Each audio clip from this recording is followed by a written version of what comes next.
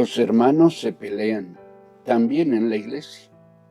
Efesios 4, 1 al 4 y 1 Corintios 1, versos 10 al 17 en la Nueva Traducción Viviente. Hoy nos ocupamos una vez más de los conflictos de relación entre los miembros de la iglesia. Debemos hacerlo porque los hay. Y porque aunque los hermanos se pelean, esto no es propio de la iglesia y somos llamados a enfrentar esta realidad de conflicto desde la perspectiva de Cristo. Tan es así que el apóstol Pablo llama a los efesios a que lleven una vida digna del llamado que han recibido de Dios. Efesios 4:1. En su llamado, Pablo hace suya la posibilidad de los conflictos y destaca la tarea que tenemos de guardar la unidad como lo propio de aquellos en quienes Cristo es. La manifestación de los dones sobrenaturales, fe, profecía, milagros, lenguas, sabiduría, etc., no es necesariamente testimonio de la salud de la iglesia. Porque, como la iglesia de Corinto, cualquier congregación o expresión local del cuerpo de Cristo puede abundar en dones espirituales y al mismo tiempo estarse conduciendo de manera carnal. Así que debemos destacar aquí que el verdadero testimonio de la salud del cuerpo de Cristo es la unidad proactiva de sus miembros, el amor con el que se tratan unos a otros, estableció nuestro Señor en Juan 3. Para comprender mejor la cuestión de los conflictos entre los miembros de la Iglesia, analizaremos la dinámica de los mismos entre los cristianos. ¿Cuál es el origen y cuáles son las alternativas del creyente? A los corintios, Pablo les reclama no solo que estén divididos, sino que cultiven sus divisiones. Pues algunos de la casa de Cloé me contaron de las peleas entre ustedes, mis amados hermanos, dice Pablo. Algunos de ustedes dicen, yo soy seguidor de Pablo. Otros dicen, yo sigo a Apolos. O yo sigo a Pedro. O yo sigo únicamente a Cristo. 1 Corintios 1, 11 y 12. Los estudiosos bíblicos coinciden en que en el listado paulino de los líderes cristianos, el apóstol está denunciando ciertas corrientes y pretensiones carnales de los corintios y de los cristianos de nuestros tiempos. De acuerdo con esta interpretación, tendríamos 4 partidos o grupos en Corinto. Primero, el partido de Pablo. Este corresponde al grupo de los gentiles, es decir, son aquellos no judíos incorporados a la iglesia. Equivalen a quienes, no siendo nacidos en el Evangelio, tienden a menospreciar el pensamiento, el testimonio de quienes les preceden, de los que nacieron desde niños o desde niños han estado en la iglesia.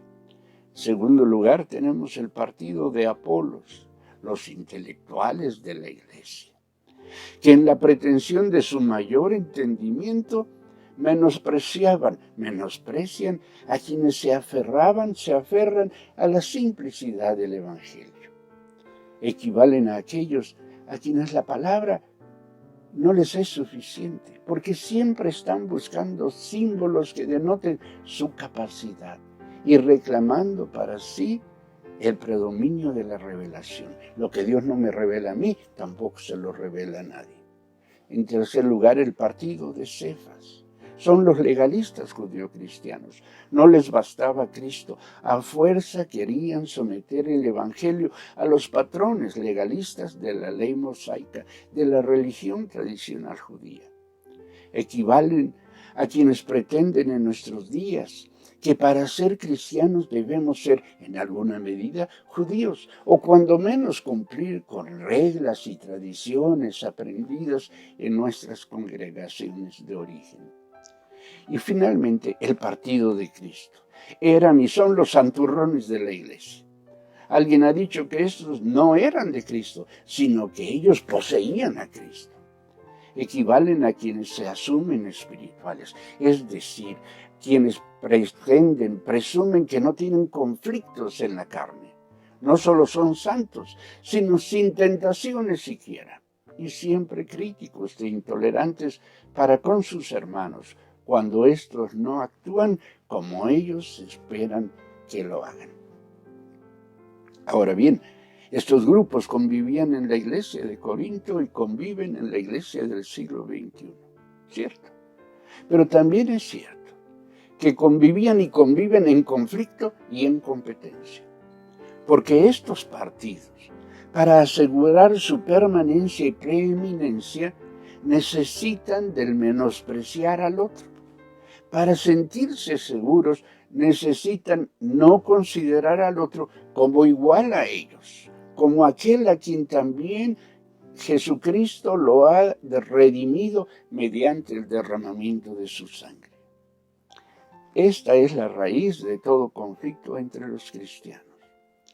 El dejar de considerar a los demás como igualmente redimidos y por lo tanto igualmente miembros del cuerpo de Cristo como lo somos nosotros. Esto explica que quienes se pelean, se separan, critican y aún los que persiguen a la iglesia lo hacen como si ésta fuese ajena a ellos mismos. Aún hay quienes, aun cuando permanecen en la comunión de la iglesia, consideran que preservar dicha comunión, que el cumplimiento de la tarea recibida y que el compromiso de fidelidad a Cristo es tarea de otros y no de ellos. Se vuelven espectadores críticos, renunciando a su naturaleza de actores responsables del ser y del quehacer del cuerpo de Cristo. Que amen los otros, que perdonen los otros, que se aguanten los otros. Y ante este conjugar el verbo iglesia en tercera y no en primera persona, ante la práctica tan común de distinguir entre ellos y nosotros, Pablo usa 2 veces la expresión amados hermanos, versos 10 y 11 de nuestro pasaje. Y por el contexto, esta expresión es en sí una denuncia y un llamado del apóstol. Quienes se dividen de hecho o en espíritu renuncian a su condición de iguales, de hermanos. De ahí entonces la necesidad de recuperar tal condición de identidad y de igualdad y comprometerse en la tarea de relacionarse fraternalmente como hermanos. Quienes se pelean se olvidan que son hermanos y para superar las peleas tenemos que recordar que somos hermanos. Santiago nos explica cuál es la raíz de los conflictos entre los creyentes. Dice que estos resultan de la falta de salud espiritual de los creyentes en lo individual. Sí, los creyentes débiles se enferman. Se vuelven más vulnerables ante el poder de sus pasiones desordenadas, de su concupiscencia y de las faltas y ataques de los demás. Son más frágiles ante el ataque satánico y desarrollan pasiones cada vez más desordenadas. Entre ellas, la envidia, el deseo de venganza, la antipatía contra sus hermanos en la fe. Santiago 4, 1 al 10.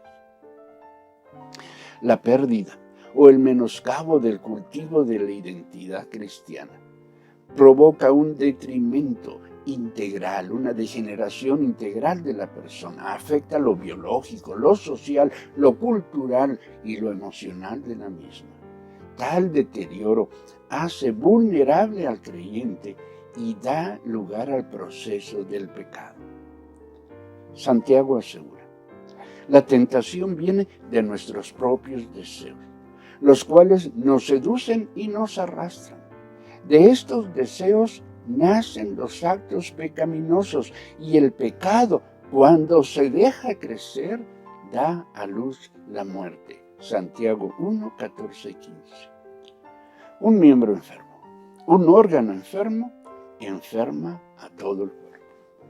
Y lo mismo sucede con la Iglesia. Ante esta realidad, entonces, tenemos la responsabilidad de ser siempre humildes y amables, pacientes unos con otros y tolerar mutuamente las faltas por amor. Efesios 4:2. Hoy leía que contra lo que se piensa generalmente, la depresión no solo se expresa en la tristeza, en la apatía, en el no hacer nada. En algunos casos, la alegría, la hiperactividad, el mostrarse extrovertidos, es el rostro tras el cual la depresión se esconde. Al leer dicho estudio, pensé en los conflictos que se dan en nuestras congregaciones. Algunos de tales conflictos nunca se expresan en gritos o en actitudes intolerantes. Se esconden tras la amabilidad, tras el servicio, tras el silencio ante las ofensas recibidas. Este tipo de conflictos embozados me dan más miedo que los que se enfrentan a gritos, cara a cara e incómodamente. Me dan más miedo los primeros, porque quien simula, miente. Y Satanás es el padre de la mentira, dice el Señor. Quien simula no solo engaña a los demás, sino que se engaña a sí mismo. Se convence de su verdad sin darse cuenta de que su verdad, es mentira. De esta manera queda al servicio del diablo, quien lo utiliza para atentar y aún destruir desde su interior la comunión que mantiene unido al cuerpo de Cristo. Sería bueno entonces que no existieran los conflictos en la Iglesia. Sería bueno que los cristianos no nos peleáramos unos con otros.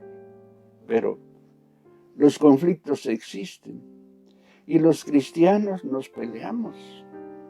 A veces cordial, diplomáticamente, a veces a gritos y sombrerazos.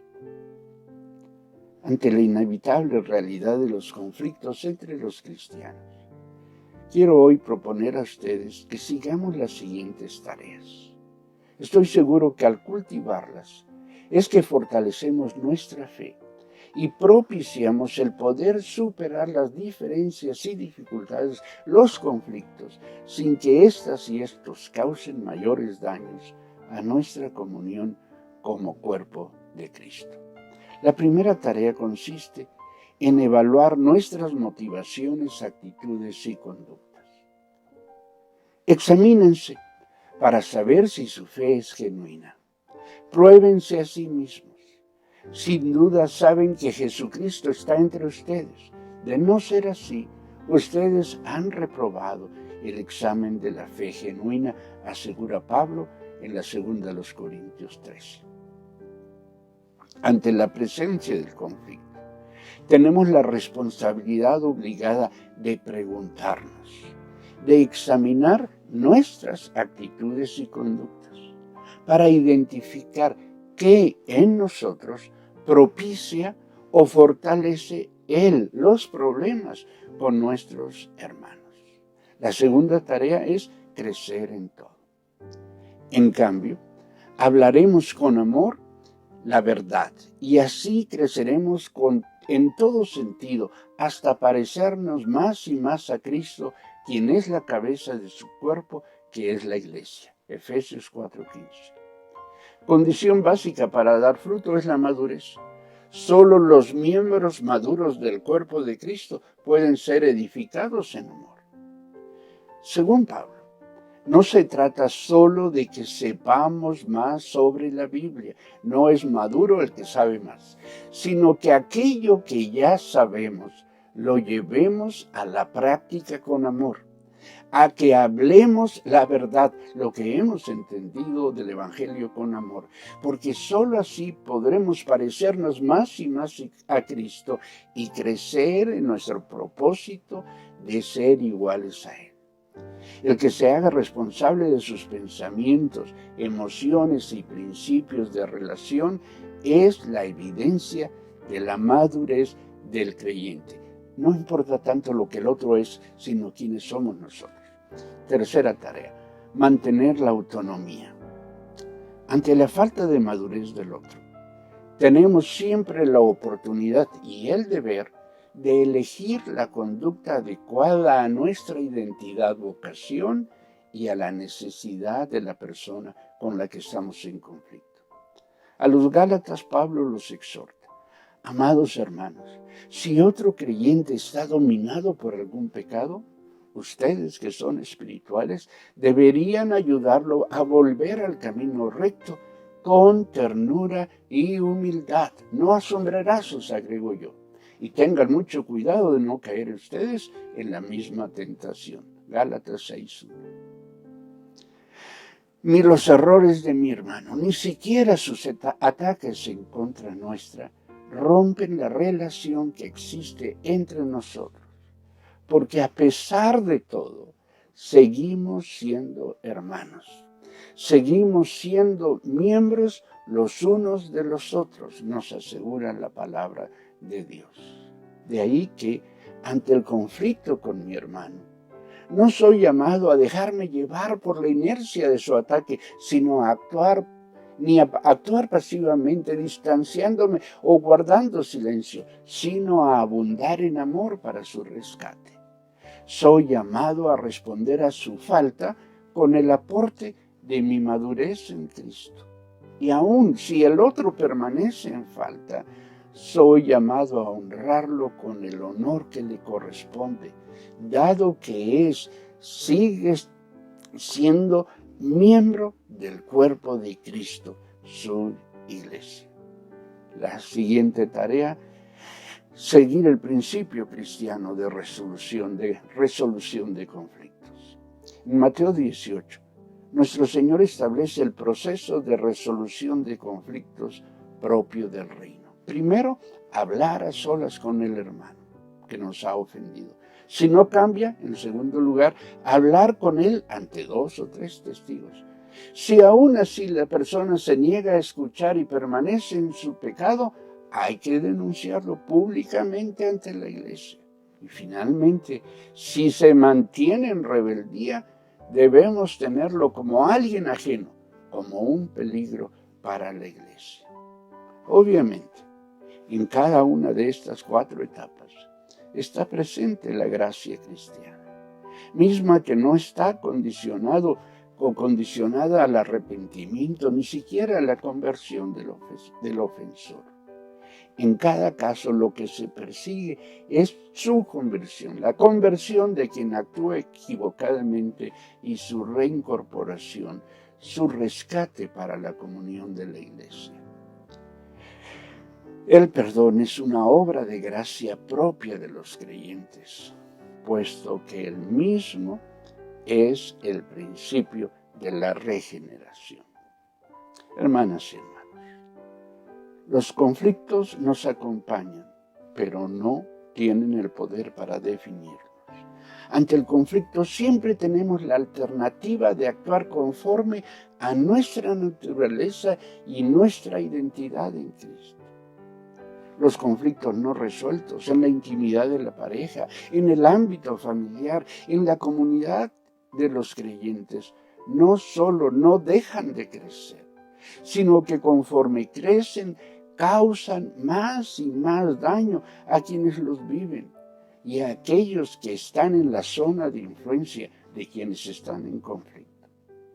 Como hemos dicho en ocasiones anteriores, especialmente los conflictos que se dan entre quienes son al mismo tiempo familia consanguínea y familia de la fe, son particularmente nocivos y peligrosos. De ahí la necesidad imperiosa de que los enfrentemos y los superemos a la manera de Cristo.